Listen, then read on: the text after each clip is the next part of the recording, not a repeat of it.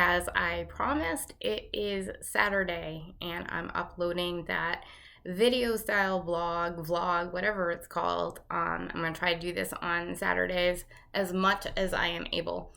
And let's get right into it. So today's little talk is about why I decided to toss the scale. So that was a huge, hard decision for me. Something that I've actually been agonizing about for months, maybe even a year or two. I've been agonizing about whether or not to toss the scale, or not so much even the decision to toss the scale, because I don't think that I was even thinking that was ever a possibility. I think I was just agonizing about the scale for the past maybe even couple of years. So if you're new to this channel, I've lost over 180 pounds, mostly on a whole food plant-based diet. I did lose a chunk of it before I became vegan, and then I've lost the most of it since embarking on veganism and then ultimately a whole food plant-based diet. Everybody immediately wants to know how long this has taken me. And I hate that question. It's my least favorite question.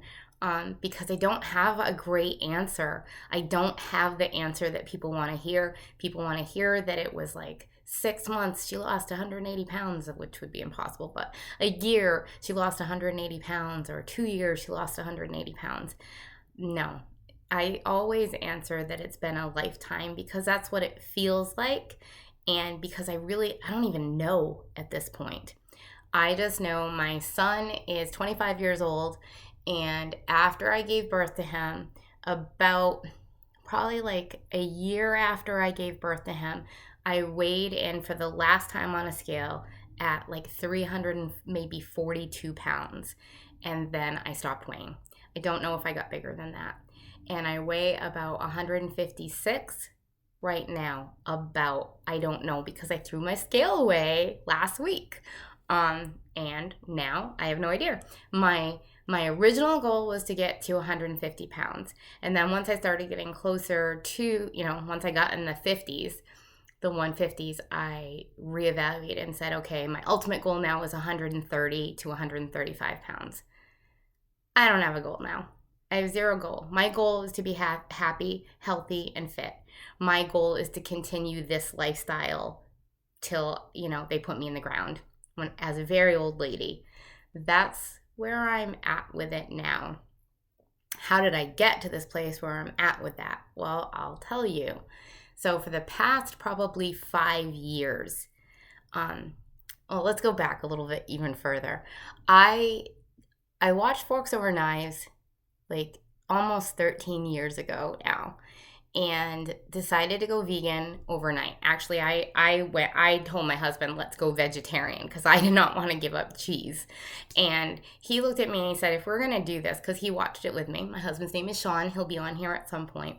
But he said, if we're going to do this, Julie, let's just do it all the way and let's go vegan. We didn't really embrace the no oil wholeheartedly, and we didn't embrace the that lifestyle completely. There were parts of Forks Over Knives we kind of tuned out, but the biggest takeaway that we got was no animal flesh and no milk, and no dairy. We got that, the no dairy and the no animal flesh, and we went vegan overnight. And I would say mostly whole food. There was a little bit of sugar still snuck in there, and from time to time a little bit of oil snuck in there. But for the most part, that's what we went with, and it was your typical whole food diet. There was a lot of avocado still. There was a lot of nut butters when we first embraced this lifestyle. We were still really hitting the nut butter because that was yummy, and coming from a standard American diet, to low to no sugar, and no oil. Like, you're looking for that hit of endorphin rush that you get off of ultra rich foods. So we were still having quite a bit of nut butter, nuts and seeds, avocado, coconut, everything still had coconut and stuff in it, and we were loving it. And the cool thing is, we were both so morbidly obese that the weight, even eating the nut butters and all of that stuff, really fell off of us. And fast forward through the years, we've had times where we were closer to, a whole food, good, nutritious diet. And there were times where we went back to processed vegan food. Times of great stress. My son was diagnosed with bone cancer over this past fall. He was diagnosed with bone cancer about almost 8 years ago now. And he's in remission. He's doing well. But we definitely hit the processed food during times of great stress. So the weight loss has been very, very slow, because honestly, just because I haven't been compliant to the whole food, no oil, no sugar way of eating, and that will stall your weight loss. Over the past 5 years, though, I have wanted to get strict with my diet, wanted to embrace clean, whole food, plant-based eating. I've wanted to embrace no oil and no sugar, and I've struggled. I've struggled a lot. For a while, I did the whole macro counting thing and said, you know what, oil, sugar, free living, be damned. I'm going to do it through macros and careful tracking. And I did get results. I 100% got results. And I had great coaches that fully believe in that philosophy and way of living. But honestly, I am a volume eater, and I'm someone that gets in, I'm not in this for the perfect physique, because I've done some serious damage to my body, and the perfect physique is not coming. I'm going to have tons of loose skin, lots of stretch marks, scars, all kinds of stuff from my former life, and counting macros and tracking and all that, it's not for me. I think that it gets results. I think it's an amazing thing for those that are able to adhere to it and do it over the long haul. But I am a volume eater. It's why I ended up weighing 340 pounds, because I want the food. I want the food, and I want to feel satisfied. I fully admit to being a food addict. I fully admit to using food in ways that are not healthy, and as a coping mechanism for trauma and stress in my life. And I'm 52 years old. 52 years young. I don't see that is going to necessarily change. Sorry for the lighting keeps changing. I can see like the sun through my blinds is kind of screwing with the lighting. So I apologize for that, but we're not perfect here. If you watch my other stuff, this is an imperfectly perfect page, group, channel, whatever you want to call it. So there's going to be issues all of the time. But the content, I'm hoping the content is helpful to somebody. Anyways, fast forward, I've tried to do the whole SOFA's free way of eating. No sugar, no salt, no oil, no flour, no alcohol. Well, the no alcohol is really, really easy for me because I'm a recovering alcoholic. So that's not a part of my lifestyle anymore at all. The no oil is very, very easy now. I think that was the easiest thing that I ever gave up, was oil. I do not miss it. I do not miss the way it coats my food, and I just, the mess and the nastiness. I don't miss oil. No sugar, that's been a little bit more challenging, but we're there. We're finally there. It's, been a massive tug of war. We're there. Flour, I don't feel like I need to live a gluten-free lifestyle. I've tried it a couple times, and I've tried it for a long period of time, and I honestly didn't feel any different in my body. But if we do use flours, it's chickpea flour, and it's oat flour that we make ourselves, and every now and then whole wheat, and that's it. We don't really screw around with too much white flour and stuff. So I don't feel that was that change again in the lighting. Sorry. I don't feel a huge desire to give up flour as a whole. It's a very limited part of my lifestyle, and it really hasn't caused me too many problems. Salt, we're still clinging to that dang salt shaker, but we are definitely at this point low sodium.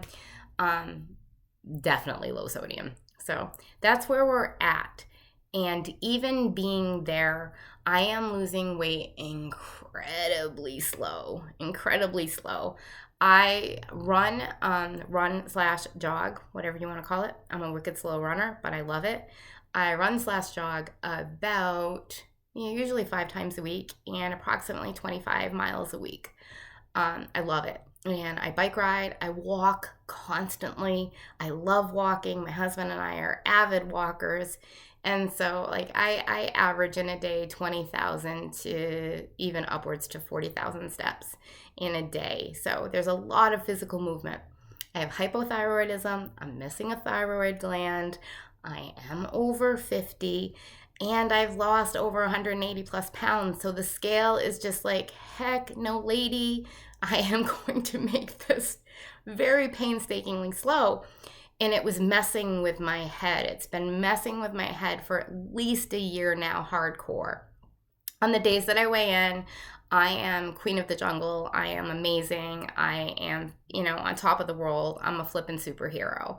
On the days that I weigh in and the scale moves downward, I feel great about me. And I walk around like I own life and everything's great. On the days that I get on the scale and there is even the slightest bit of fluctuation upwards, I'm a disaster. Full-on disaster.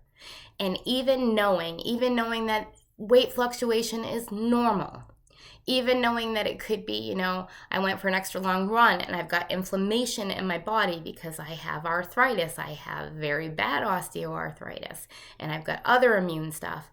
Even knowing that weight fluctuation is normal for everybody, never mind if you've got inflammation issues, I would know all that. I would know, oh, well, maybe you had a little more sodium yesterday. Maybe you're retaining fluid. Maybe you're retaining bowel movement. Maybe, it could be anything. Maybe you had a heavier meal before, when you went to sleep and you haven't had it come out the other side yet. Knowing all of that stuff wouldn't matter. All I would see is that number on the scale going up in the slightest. And it messed with me. It messed with me big time. Even knowing that I'm eating exactly the way that I need to eat to be healthy and fit and to eventually probably reach my weight loss goals, it would just mess with me. And it would mess with me and it would trigger me into what I believe are eating dysfunctions and disordered thinking. And now I had to restrict beans. Beans are one of the healthiest foods in the entire world. And if that scale went up even a half a pound, a quarter of a pound, I'm thinking in my head, I need to restrict beans. I need to my whole grains. I need to have minuscule amounts of whole grains. I need to live on just the green veg and stuff, which I eat tons of green veg, but I eat green veg now because it makes me feel great. I eat green veg now because I have fallen in love with the way it makes me feel and the way it tastes. And now I'm forcing myself that you need to eat just your kale and your arugula and lots of cucumbers and water-rich foods, and you need to restrict beans, and you need to restrict quinoa, and you need to restrict brown rice, and anything that might be slightly higher in the caloric density, but still be amazing for health benefits and honestly weight loss. And I would either go that way, or if I maintained that slight increase in my weight for any length of time, then well, screw it, this isn't working. I might as well just go to Starbucks and get some vegan bad drink. So it really defeated me either way. Either way, the pendulum would swing in my mind, whether I needed to do deep restriction, water fasting, and all kinds of stuff, intermittent fasting. And I'm not saying that those things are bad. They serve a purpose, just like the scale served a purpose for me for a really long time. The scale served a purpose for me at the beginning of my journey to show me how out of control things had spun. And I needed it at the beginning of the journey because it let me know at the beginning if I was adhering to this new way of eating. And it showed me that stuff. It showed me if I gained 5 pounds, or 6, 7 pounds, whatever, because I can put it on fast. Clearly that wasn't water retention or inflammation. That was Julie was eating back in the nut butter a lot. Or she was finding Justin's peanut butter cups and stuff for making their way into my diet on the regular. So that was super important for me to know. And if that scale was moving down when I still was, well over 200 pounds, that I was onto something. And if it was moving down, and that was really important to know. where I'm getting much closer to a healthier weight, and this is no longer I'm no longer trying to figure out if this works. Like, I know this works. I trust the results of this working. Now that I'm in that place, I need to let go of the hold that the scale has on me, because it definitely messes with the food addict in me. It definitely messes with my self-worth and my value. I'm healthy. I just got all kinds of blood work done at my doctor's office. Like, my B12 was like off the charts. My every one of my numbers was perfect. My doctor was just like amazed. Everything. My calcium levels, my vitamin D levels, like everything was picture perfect. They said it was excellent, above average, everything in my blood work. So I know that this works. I know that I'm healthier now in my 50s than I was in my 20s. I mean, aging is still happening. Trust me, I look in the mirror and I'm like, there you are. Aging is happening. But health-wise, fitness-wise, I'm on fire. I feel amazing. So I need to let go of the scale for me. Now, I'm not going to be one of these people that when I go to the doctor's office and they say, is it okay if we weigh you? Then I'm going to be like, no, don't fat shame me. Don't weigh me. Yeah, weigh me. And I'm hoping, like, I'm not going to be going to the doctors, too much, unless, it's treating some specific, like, I'm getting some cysts removed from my scalp, so I have to go to the doctor for that. But, like, the weigh-ins, they're going to happen once a year at a physical. And someday I might go to the doctors and they weigh me and I'm like, oh my goodness, I'm at a perfectly healthy weight and I'm there. I made it. I went all the way to my goal.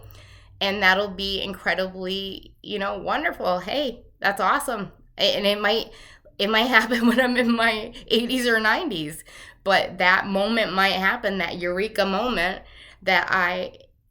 it happened because I continued on this lifestyle and it's not a diet anymore.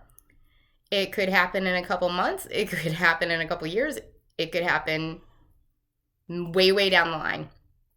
So I'm not opposed to like ever being weighed or knowing my weight. What I am opposed to is me hopping on that scale once a week, sometimes 3 times a week, sometimes 3 times a day. And I just can't live that lifestyle anymore because it's not what I'm in this for anymore. And I want to be free. Because on the days that I wasn't weighing in, I was just so happy to have the incredible ability to swim and bike and hike and run and play and move in this body.